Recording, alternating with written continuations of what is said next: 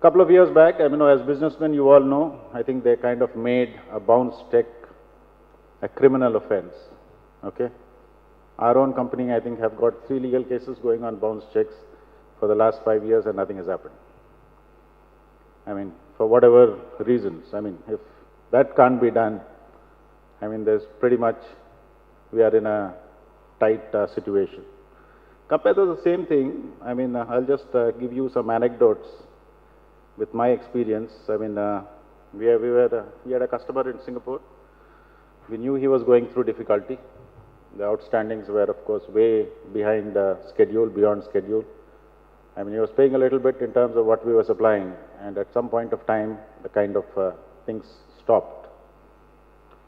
So, there was frustration in terms of saying, okay, the customer is going through difficulty, we'll probably get, but of course, somebody at the top lost the cool and said, okay, let's file a case. And we just sent, like always, a legal notice, giving them a week's time to respond. And of course, within a week, they said, let's talk. And of course, they gave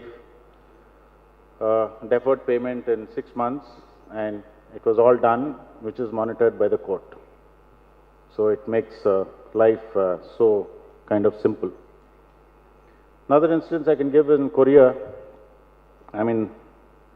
which also, this is a more a kind of a legal side. As you know, Korea is very employee friendly, very, very employee friendly, like say Germany or France or whatever it is kind of pretty difficult.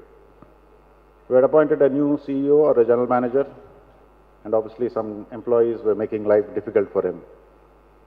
So when it went beyond a point, we had to fire one of the managers. And lo behold, we got a court notice saying that we need to appear in court. And I think it gave us about a couple of weeks to file the case. So we had met the lawyers before that, and I asked the lawyer, we need to file it by Friday.